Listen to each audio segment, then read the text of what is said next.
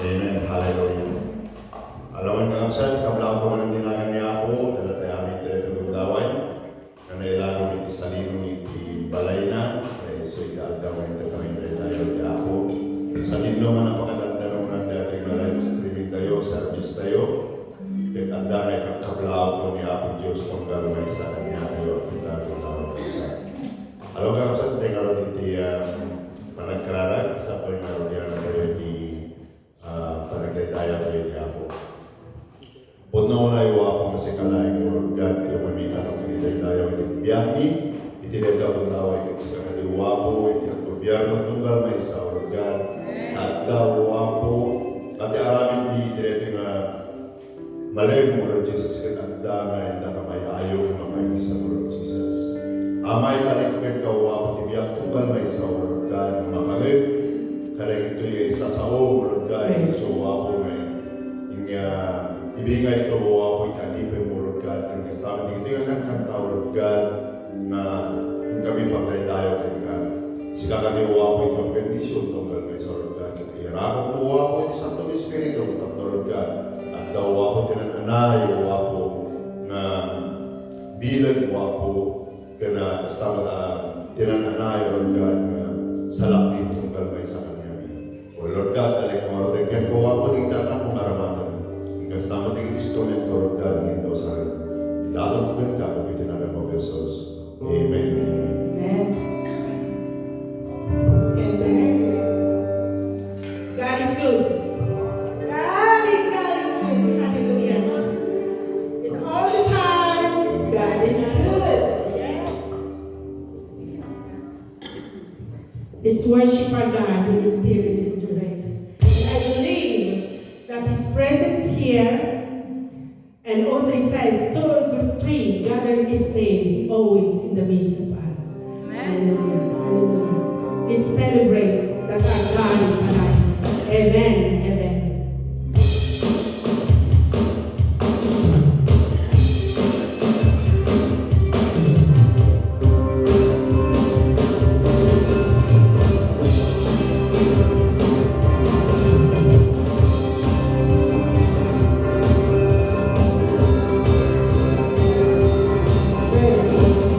My Savior, lead me from the light.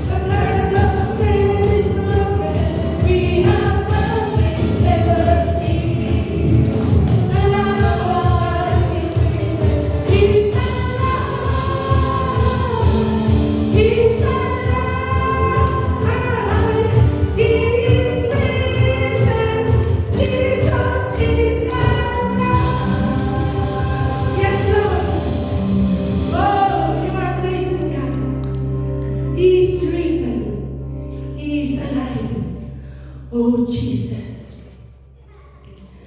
nakangimbagan ka, O Diyos, kadakanyugan. Nakangimbagan ka, O God. Sa tumo ako, mawawalan kami ako ng pag-asa. But then we lift up unto you, Jesus. When we fix our eyes unto you, Lord, there is a hope, O God. You are everything in our life. Oh, hallelujah. That is defeated.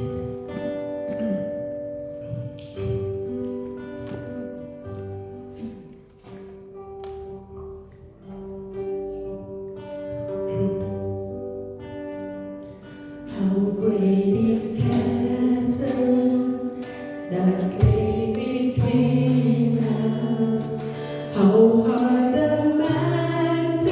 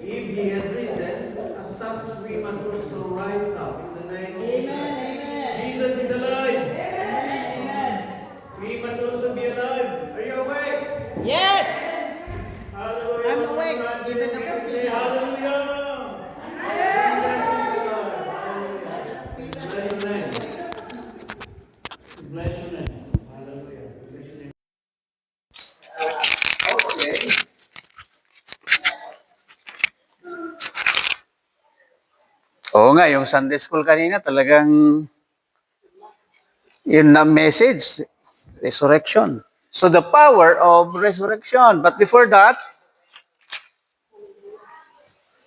happy Sunday, happy Easter Sunday to everyone. Tanong ulit.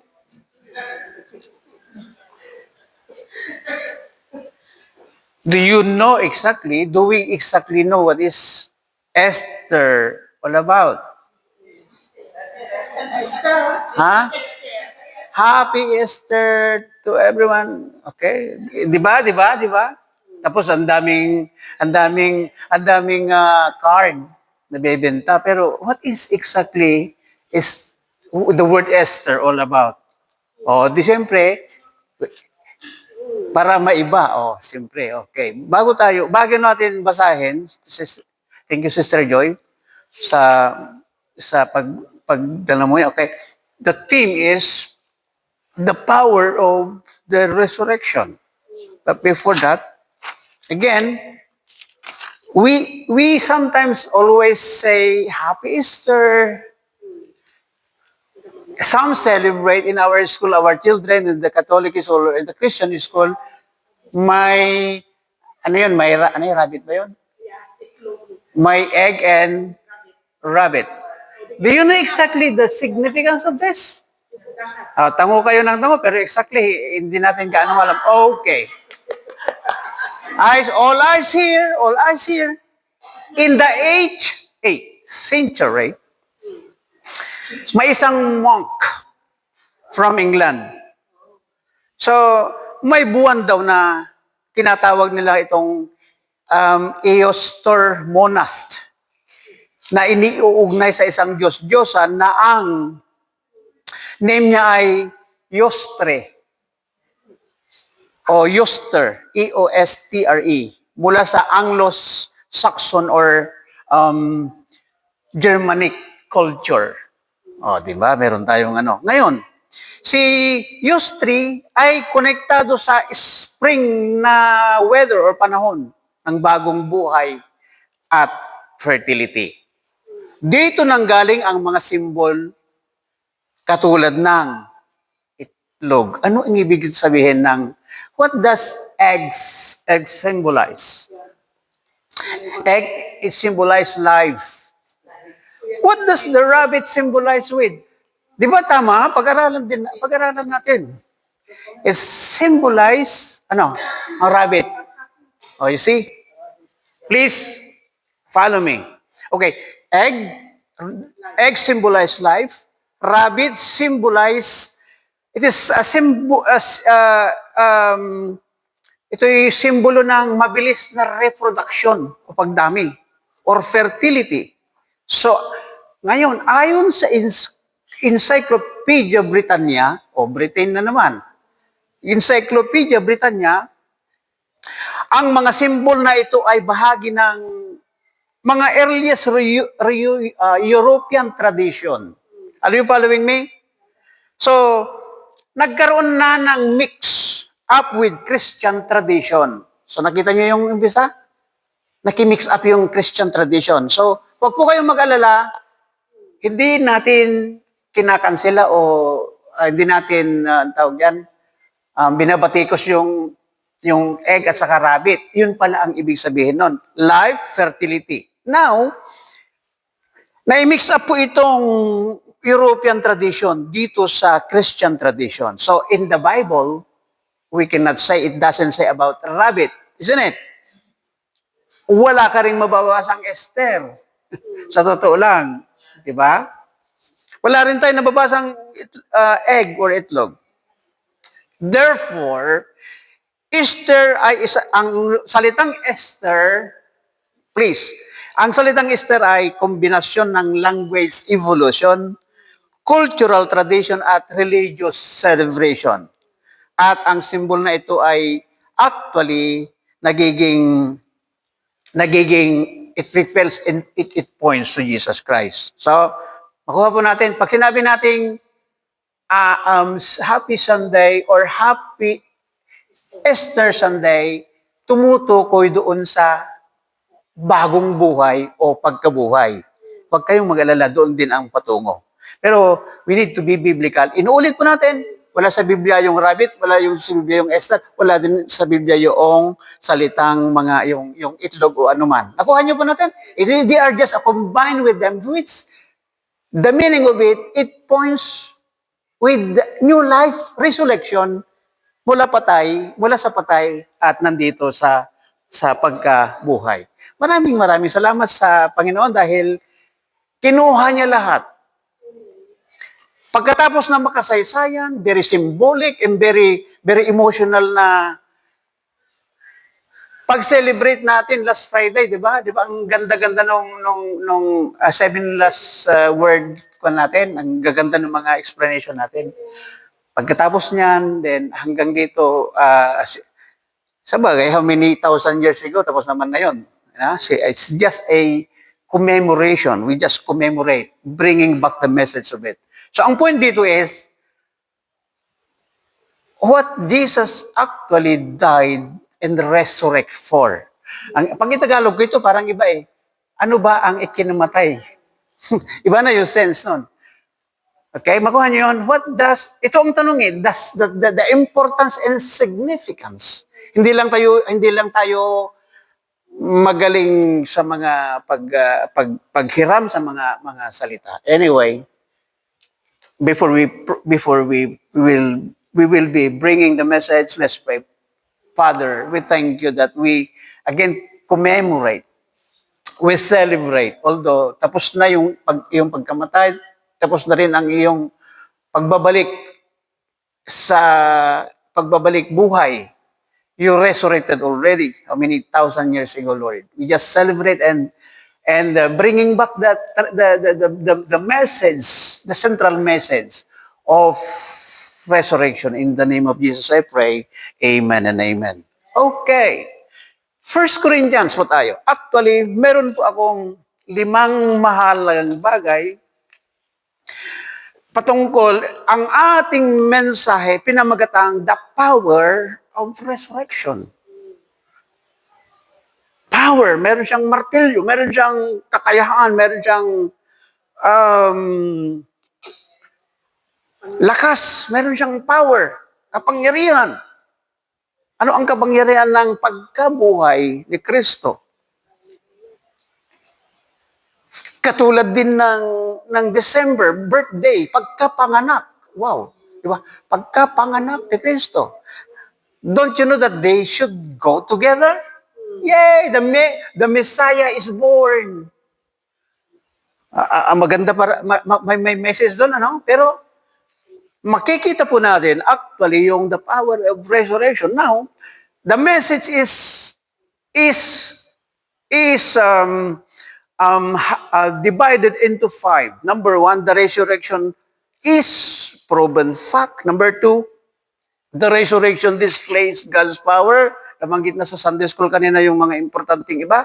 Number 3, the resurrection secures our salvation. Number 4, the resurrection guarantees our salvation. And number 5, the resurrection calls for a response.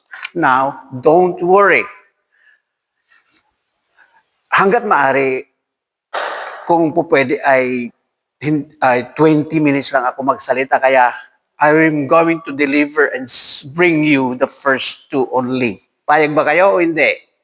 Pero, pag nahalata akong hindi kayo nakikinig, nakakalimutan kong huminto.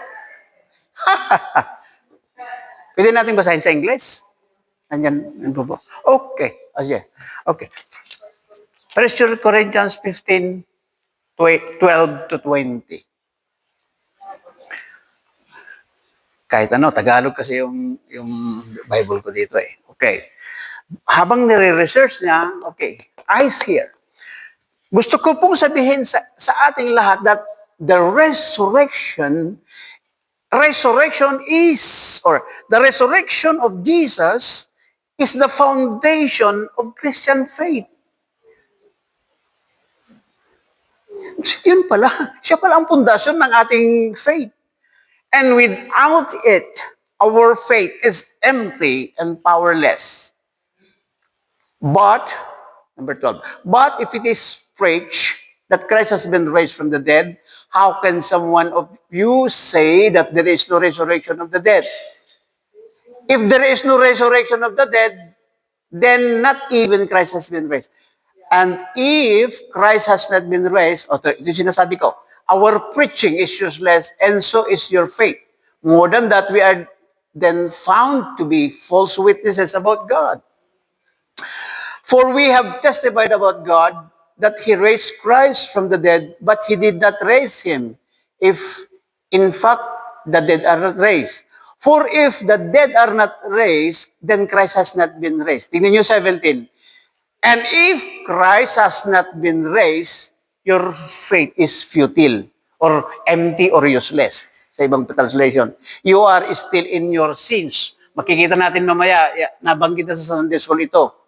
Okay? Then those who have fallen asleep in Christ are lost. If only for this life we have hope in Christ, we are of all people most to be pitied. But Christ has indeed been raised from the dead, the first fruits of those who have been or for the sleep. Okay, fallen asleep. Okay, balik tayo. Ano ang ang overall theme today? The power of resurrection. Inuulit po natin. Sabi doon, wala palang kabuluhan yung preaching. Yung faith pala natin, without the resurrection, empty and powerless, meaningless pala yung ating mga ginagawa at pananampalataya. Amen po ba dyan? Sayang pala yung mga effort natin. Pagluluto, kailangan gumising ng maaga, kahit kulang yung tulog, kahit nagbabayad ng taxi, papunta dito, ang dami nagsasacrifice. Alam niyo po ba, na kung hindi nag-resurrect o nabuhay muli si Jesus Christ, ang lahat ng mga ito ay walang kabuluhan. So, salamat kay Jesus, salamat at siya'y namatay at nabuhay. Palakapakan po natin ang Panginoon. So, may meaning, may kabuluhan. Huwag kayong mag-alala. May kabuluhan ang bagay-bagay. So, again, palagi nating sinasabi, the resurrection is not just an event. It is a life-changing truth. Okay, let's proceed to number 1. So, nahati sa 5, pero 2 lang. Number 1. Pagkatapos ito, isa na lang. Di ba? O, lahat, umatensyon kayo dahil ayaw kong huminto pagka hindi kayo nakikinig. Number 1 is, the resurrection is proven fact. Ang pagkabuhay muli ni Jesus ay isang napatunayan na totoo o katotohanan.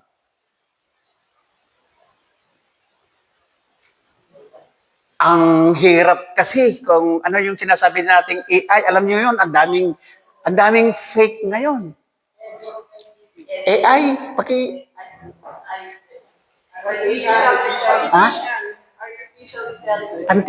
artificial intelligence. Nagtataka ako yung bata, nakakatawa yung bata nga, ginagaya niya yung line ng, yung may isang drama na po, nagaganon siya. Bakit sumusunod yung bunganga niya doon sa mga bagay? So ngayon, marami ng fake news. May yung sinasabi mong in artificial intelligence. Gagawa sila ng, kunyari, nagsalita si ganito. Tapos, papalabasin na proven fact. Kaya, mag-fact check tayo. Sasabihin nila, mag-fact check. Yung mga magagaling na tao, mag-fact check. Okay, number 1. Noong election sa atin, the other election ng mga, yung uso pa yung magkalaban ang Aquino Marcos. Grabe, Ang daming mga ginagawang hindi pa pala totoo. So tayo sunod sa mga Okay, halimbawa si Apo Lakay, ito'y chismis sa likod ng pulpito, sa harap ng pulpito naman. Ito'y maalala ko lang. Imagine mo, sabi nila, hindi pwedeng ilibing sa libingan ng bayani. Dahil ang kanyang record ay ang dami niyang kinurap. Fact check. Fact check yung iba, nagfa-fact check. Ano ba ang basihan at kailangan ma-qualified ka sa sementeryo o libingan ng mga bayani? Siya ay qualified ng dalawa. Kailangan nagiging military ka, saka president. Isa lang daw, sabi ni Uncle Enrile, isa lang daw ay qualified na siya. Kirulo Enrile, ano? Uncle mo Enrile? Aminin mo na. Taga-Singgan. Okay. Okay. So, kung minsan, ang daming napapaniwala, ang daming napapasunod sa mga mali. So, ang ginagawa ng iba, magagaling sila mag-fact check. Tama? Titingnan nga natin kung totoo dahil sa panahon ngayon, ay lalo ngayon, gagawa sila ng kamukha ni ako Presidente Bongbong Marcos na nag-ano ng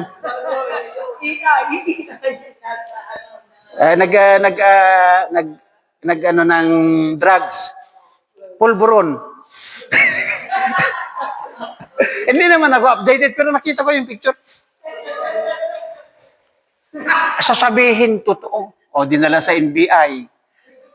Sinukat yung maglayo ng tainga dito sa ilong. Iba sabi ng National Bureau of Investigation. Di ba ate? Hindi, ito yung mga example lamang na sa panahon ngayon, ang dami ng pwedeng gawing peke. Okay. So dalhin ko po kayong lahat dito sa pinag-uusapan natin, ang pagkamatay ni Jesus ay isang proven fact. Matthew 28:5 and 6. Letter A, ito yung mga dokumento na magpapakita. Papakitaan ko po kayo para kayo'y mapaniwala ko. Letter A na katanggap-tanggap ay the empty tomb. 28:5 and 6 sa Matthew. So nakalagay doon, He is not here. For He is risen. Wala na dito. Sa Sunday school. Dati nakatakip yung kuweba, yung bato. Wala na. For He is, the angel said to the woman, tama yung sinabi ni Cesar Hadil kanina, pupuntahan natin mamaya, babae ang una. Okay? Hindi naman ako nagagalit, pero tama po yun. Pinibigyan ko ng pagpapahalaga yung mga women. Para makapuntos naman kayo kasi binanatan kayo ni Pastor Jimmy Dumalis noong linggo Do not be afraid, for I know that you are looking Jesus, who was crucified. He is not here. He is risen, just as He said. Come and see the place where He lay. Amen? So number one, documents that I am presenting to you para makita natin na it is proven fact is the empty tomb. Number two, eyewitness or testimonies. John 20:16, ang unang nakakita sa kanya ay sino? Si Mary. Mary Magdalene. Di ba sabi ni Pastor Jimmy noon, ang daming Mary, John 20:16, she turned toward Him and cried out in Arabic, which means, Jesus said to her, 20:16. So Mary Magdalene. Susunod, the disciples. Luke 24:36-39. Nakita ng mga disciples. Luke 24:36. Okay, number one, the empty tomb. Number two, testimonies. Okay? Alam niyo po sa courtroom, di ba ginagawa yung mga Congress hearing? Kung may issue, dadalhin nila sa Congress para i-fact check nila sa pamamagitan ng pagtatanong. Alam niyo po ba na the courtroom case is proven by witnesses? Halimbawa, sa DPWH, yung mga nangyayaring flood control project and anomaly. Interesting issue, di ba? May ghost project. Na-approvean wala na. Ilang milyon, wala na. Al-Alia, ghost project. Okay? Nagsalita si District Engineer Alcantara. Magkasama kayo ni Hernandez minsan eh. Your Honor, sabi niya, Your Honor, ito nagwi-witness eh. Nagdala po kami ng 500 million. Pagkatapos ni Senator Estrada, nagdala kami ng 5 million doon kay kung Senator Joel Villanueva. So nagbabanggit na siya ng pangalan. Meron ka bang proof? Meron ka bang picture? Di ba uso ngayon? Mali-maleta. Mali-maleta. Nagdala po kami sa Ilocos. Chinek nila, wala namang nag-travel. Basta doon, malapit sa sea. Wala. Doon sa lugar ni Ferdinand Marcos, hindi naman tumitira sa, Okay. Ang pinupoint natin dito is, lahat ng court case is proven by witnesses. So, the resurrection is proven fact, number 1, or number 2 is eyewitness. Yung mga nagte-testify. Kanya lang, di ba, may nag-testify kay Panon eh. Sorry may nag-testify na sundalo ba yun o army? Na yung kanyang affidavit ay napermahan pero ang tawag diyan, yung pumirma doon, hindi na inaamin na pumirma siya. So, magtago ka na. Anyway, ang pinag-usapan dito is, pabalik-balik, pero sana makuha po natin na hindi drama ang pagkamatay at ang kanyang pagkabuhay. May malalim na pagkahulugan. Okay. The disciples, Luke 24, 36 to 39, they were startled and frightened. Frightened na kigtut, na butingan. Thinking they saw a ghost. Nagsalita siya. He said to them, "Why are you troubled? And why do doubts rise in your mind? Look at my hands and my feet. It is I myself. Touch me and see. A ghost does not have flesh and bones, as you see." Amen. So, number 1, Mary Magdalene. Babae, nag-isa. Pangalawa, the disciples. In 1 Corinthians 15:16. Over 500 brethren ang naka-witness naman. So, pangalawa, single o nag-iisa. Pangalawang witness, the disciples. And 1 Corinthians 15:16, tulad ng binasa natin kanina, over 500 brethren became witness or testified that Jesus has risen from the dead. A, the empty tomb. B, eyewitness. And 3, transform lives. For if the dead are not raised, then Christ has not been raised either. Okay, let's proceed to letter C. Pangatlong proven fact is the transformed lives.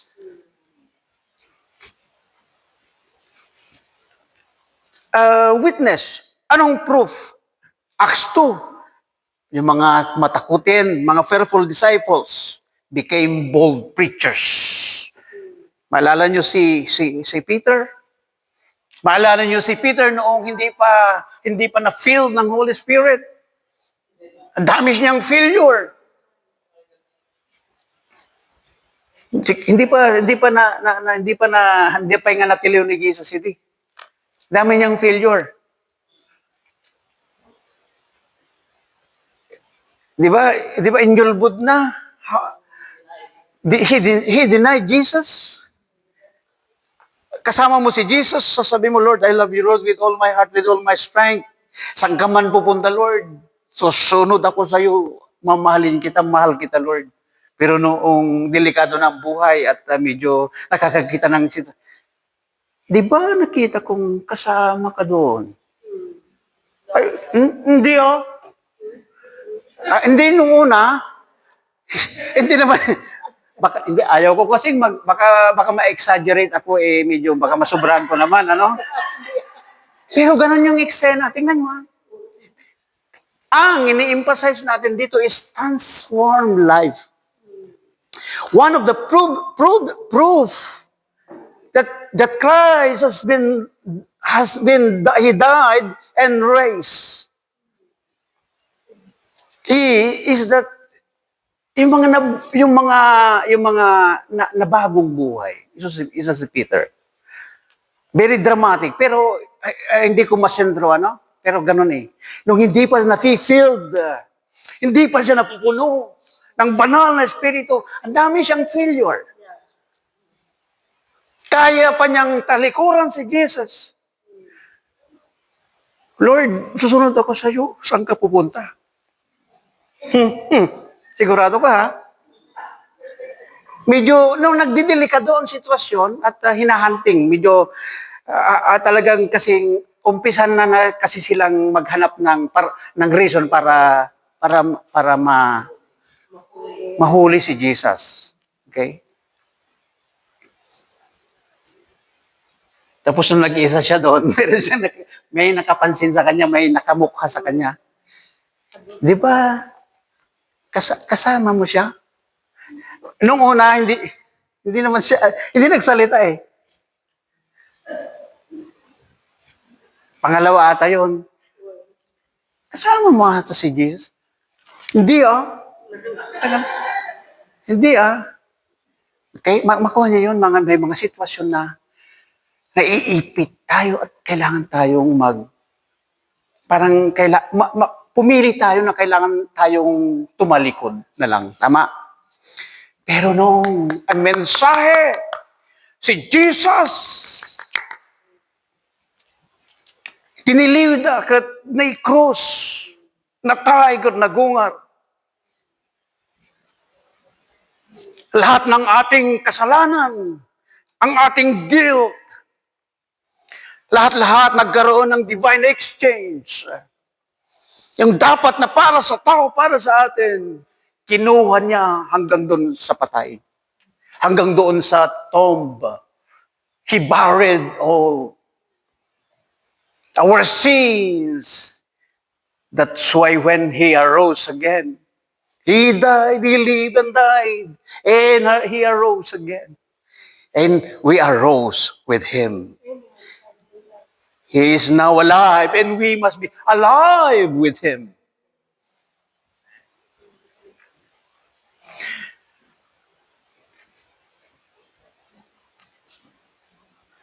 At doon, ang mensahe, si Peter ang pinag-usapan natin. Noong nakuha ni Peter ang mensahe ng buhay na Jesus, na ni Jesus, nag-preach siya. How many got saved? Sa Acts 2. Thousands of people, 3,000, 5,000 of souls got saved. Because of the power of God. Because there is power in the resurrection of Jesus. Pinag-uusapan po natin the power of His resurrection. So number one, the proven fact is the empty tomb. Number two, eyewitness or testimonies. Number C or letter C is transformed lives. Again, ang witness, pinag-usapan natin sa DPWH kanina, ay yung mga sangkot. Pero ang witness doon sa resurrection ni Jesus ay mga disciple at maraming mga witness. Number two, at panghuli. Di ba? Ang ganda paghingan, panghuli na. Okay?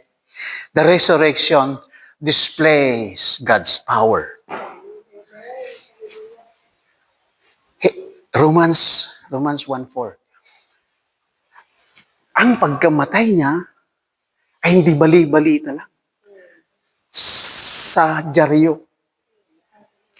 Hindi gawa-gawang kwento lang. Pero ang kanyang pagkamatay at muling pagkabuhay ay nagpapakita ng kanyang kapangyarihan. Kapangyarihan. Letter A na naman. Ano yun? Power over death. Acts 2:24.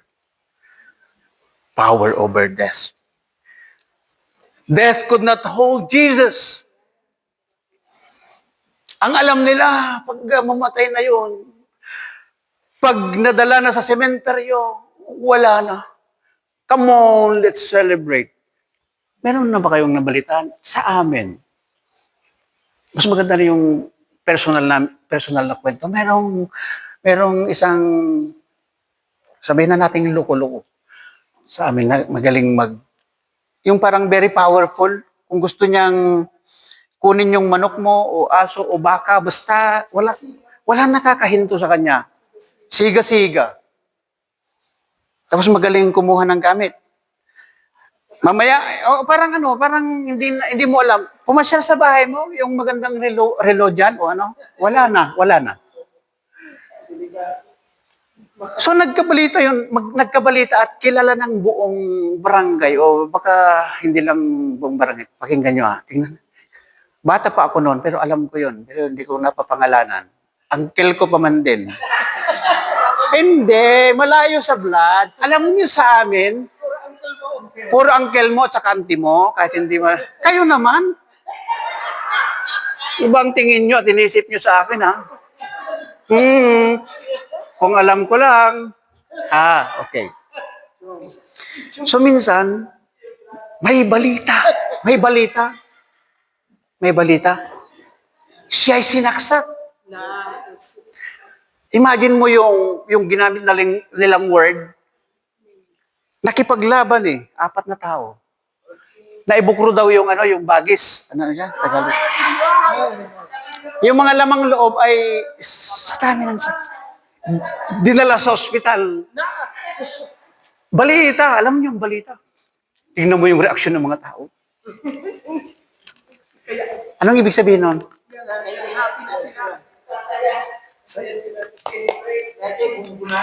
Yun, gumguna na. Or, ang hirap naman, sana matuluyan na. Ang daming, baka dyan, basta mamaya yung nako. Hinahanting ng pulis, mamaya, nakatakas. Basta yung mga panahon, mga bata pa kami nun. Parang mayroon siyang daw, anting-anting ng pusa o talagang ang galing. Di nakikibalita yung mga tao. Basta na.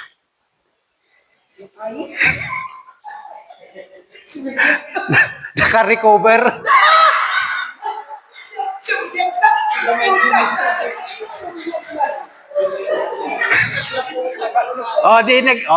Nagising na kayo, Okay. Opposite yung excitement nila noon, sana tapos biglang nalungkot. To cut the story short, may time noon na hinahunting siya. Kasi meron siyang baril din, mayroon siyang pinatay na mag-asawa. Yung mag-asawa na yon, halos walang makilamay dahil takot sila. So ang ginawa ng munisipyo, nag-hire na sila ng anong tawag yun, yung magaling sa sharpshooter. Sniper talagang magaling. Sinundan siya. Are you following me? You see? Ganda-ganda, di ba? So, cut the story short, namatay. Doon sila parang ang buong barangay ay nag-celebrate. Yay! Kasi takot sila nung andyan na si ganito, nagtatago yung mga tao, nagtatago sa bahay. Takot sila, talaga. Alam ko yan, kahit magkwento kayo sa amin. So, to cut the story short, nung namatay, yay! Yay, tapos na, wala na. Pero ang point dito, wala nang gagawa ng mali, wala nang gugulo, wala nang magnanakaw, wala nang ganito. Death hold.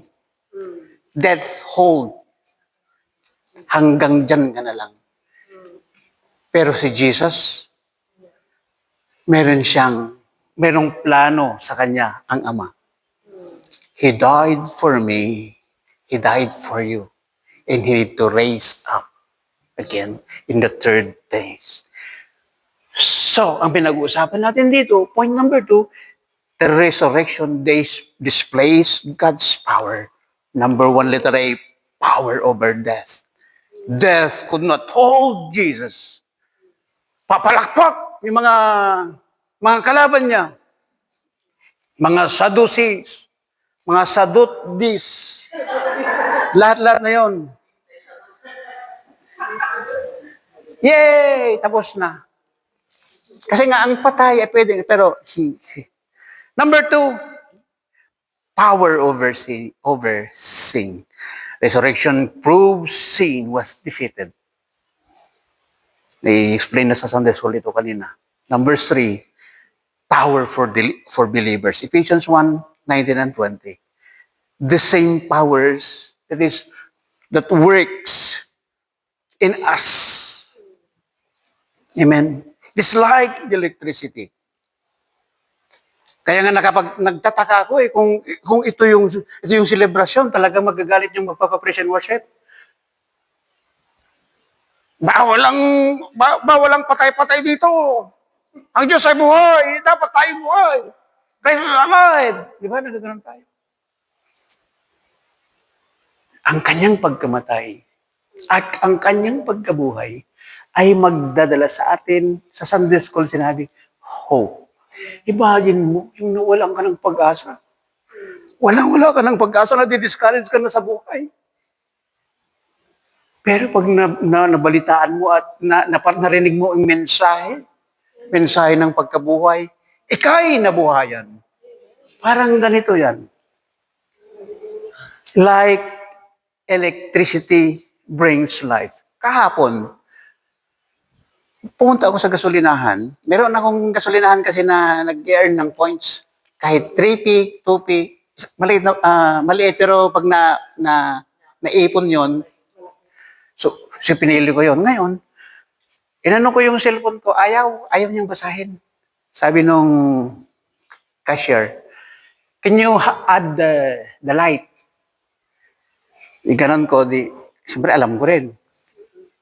Ayaw niyang basahin. Sino nang hinayang naman ako dahil kung may 5P yun o 3P, siya pa. Ganon ako katalino. 3P is very important to me. After a year, may 12 pounds ako noon. 12 pounds. Ang laki nung 12 pounds. 1 month pa namin noon. Tama ka, BP. Tama, BP. Ngayon, sabi niya, I will provide you a receipt that you can claim on other branches ng BP pagka okay na yung phone mo. Nagtaka ako. Bumalik ako sa car. Galing ako sa Mayfield. Gusto nyo yung tanongin kung saan ako nagtatrabaho. Fitfield, Treefield. Mga 80 miles away lang naman. Tingnan mo, pagod na ako. Okay, very important to. Bumalik ako sa car. Nagtataka ko dahil parang madilim yung ano ng phone. So meron akong bank statement ba 'yon? Bank power bank. Ang tagal-tagal mo. Ikaw naman.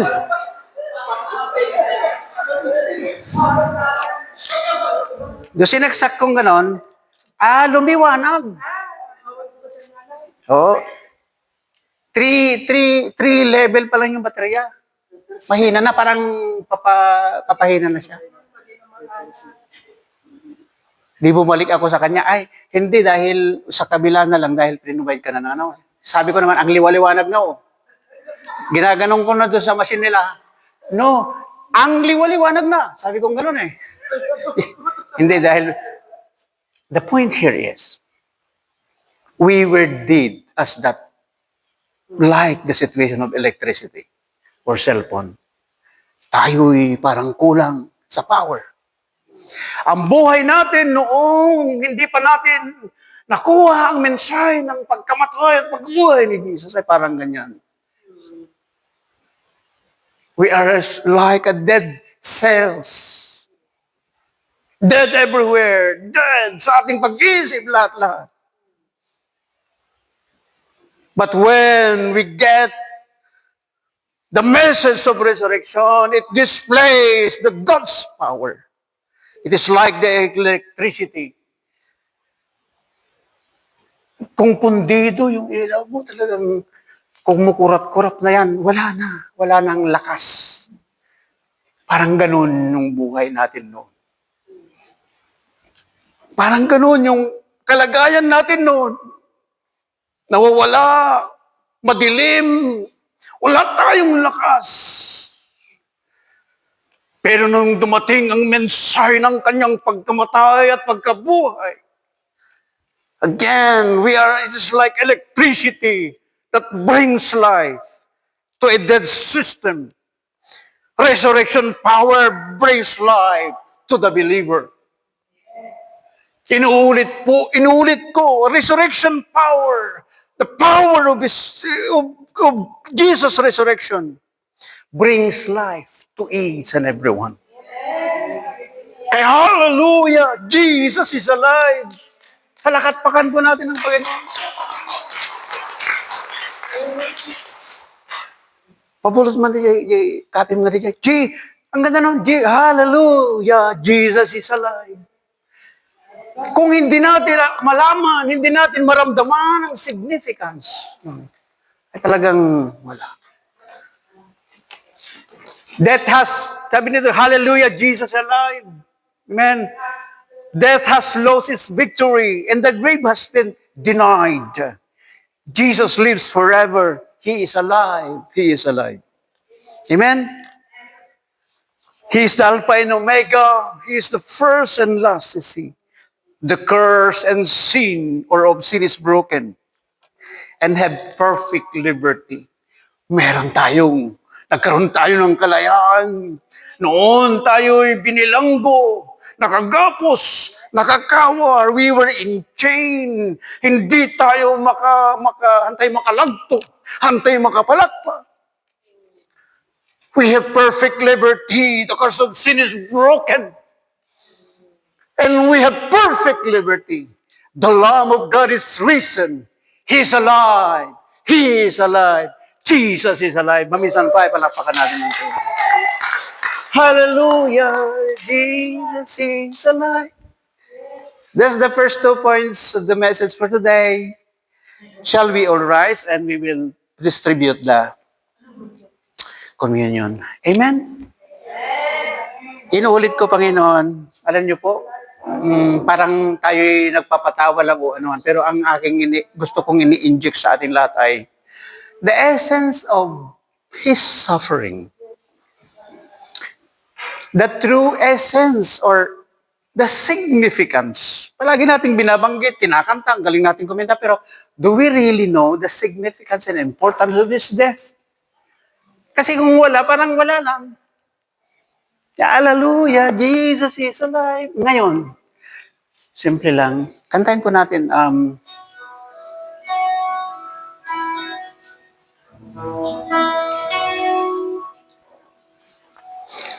simple lang ito.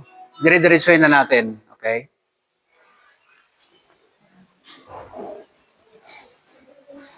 Hallelujah, hallelujah. I just felt the presence of God. Can the singer sing the song?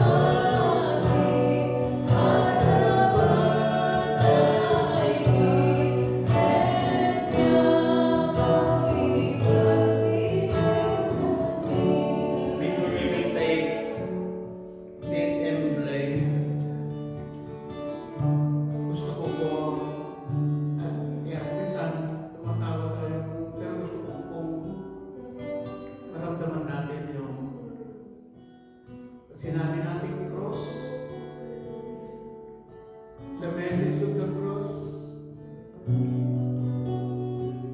Ayaw kanyang sacrifice, ang kanyang pag-ibig, ang kanyang unconditional love. Ano ang kulay mo, ano ang idadapalagayan mo, minahal ka ng Panginoon. Dinala niya lahat sa cross. Kaya nga nung nag-7 years old tayo, ramdam na ramdam ko, imagine mo yun. He is a God. But He gave up His right to be God. Inusog na di kay bago di pagka mga Diyos. Then, inala natin bago di kinapakubaba. Humility. Bagay na dapat nga rin ikip and surrender. May isang tanong. Ito yung introduction ni Sister Aquino sa ating seminar word. Ano ang pinaka-malaki at greatest at love o na bagay na gawin? Ang Biblia nagsasabi, there's no greater love than what? To lay your life for your friend. Ang pinakamalaki. Alam niyo, ang hirap mahalin yung hindi mo kasundo. Ang hirap mahalin yung hindi ka kakampi. Siguro naranasan rin ko yun. Pero si Jesus, hindi man natin siya kakampi. He laid His life to all of us, to His friends.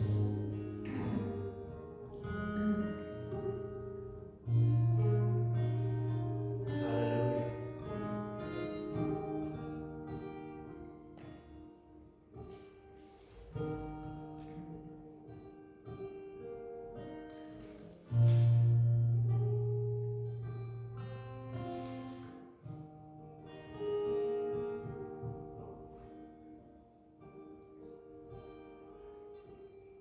Itong tinapay ay simbolo ng katawan ni Kristo. Ulit, dadalhin ko kayo doon sa kanyang role at ginampanan at ginawa sa cross. Actually, yung sinabi niya dito is, gawin niyo ito bilang pag-aalala sa akin.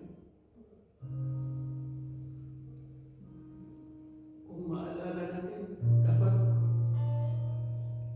mag-act tayo na talagang maalala natin yung kanyang ginawa. Yung the pain na kanyang tinanggap, hindi naman niya deserve yun eh. Tayo naman, dapat. Dahil ang kanyang pag-ibig. Pero nang malalim ang meaning nun, by His stripe, you've been healed. Kaya pwede natin tanggapin yung kagalingan, kagabutan na nagagaling sa Kanya. Ito'y simbolo at pag-aalala. So, I remind that every time that we will partake this and bread, paalala, Lord, tinatas namin ang tinapay. Sana mula sa aming isipan ang buong buhay at buong puso. Maramdaman namin yun. The significance, yung ginawa mong pag-ibig, ginawa mong malaking sakripisyo doon sa cross para sa akin at para sa aming lahat. Ito ang aral na tinanggap ko sa Panginoon at ibinibigay ko naman sa inyo. Ang Panginoong Hesus noong gabing siya'y pagkanulo, siya'y dumampot ng tinapay, nagpasalamat at pinagtira-piraso ito at sinabi, ito ang aking katawan na inihandog para sa inyo. Gawin ninyo ito bilang pag-aala sa akin. Tanggapin natin with thanksgiving.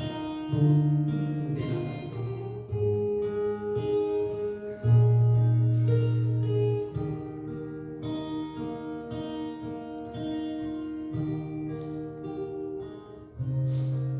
Panginoon namin Diyos, kami ay nagpapasalamat natin sa iyong kaloob na buhay. Ang dugo ni Jesus na nabubo sa krus ng Kalbaryo ang siyang naghugas sa aming mga kasalanan upang kami maituring mong mga anak.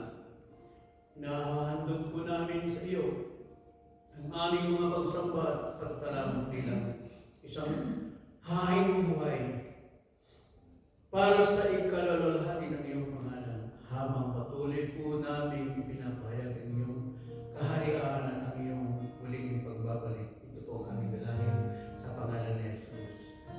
Amen at amen. Gayon din naman, matapos maghapunan ay hinawakan niya ang sarong at sinabi, ang sarong ito, ang bagong tipan na pinagtitibay ng aking dugo.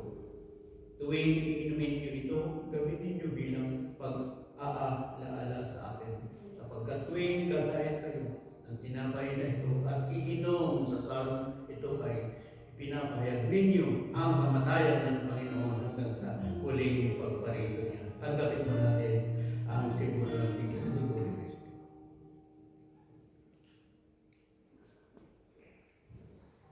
Thank you, Lord. Thank you, Lord. Thank you, Lord. Maraming salamat. Pinalaya mo kami, nilinis mo kami mga buhay. Kinuha mo ang aming lugar, Panginoon. Yes. Laking pagmamahal. Sana habang inaalala namin yun, mas lalo sanang maglagablab yung apoy sa aming mga puso at buhay at lalong mamahalin ikaw. Tulungan mo ang bawat isa. Amen. Palakasin mo ang bawat isa. Yes, Lord. Bigyan mo kami ng spiritual na armas na nagagaling sa iyo, Panginoon. Thank you, Lord. Thank you, Lord, for today. Thank you for your presence. Thank you, Lord, that we always remember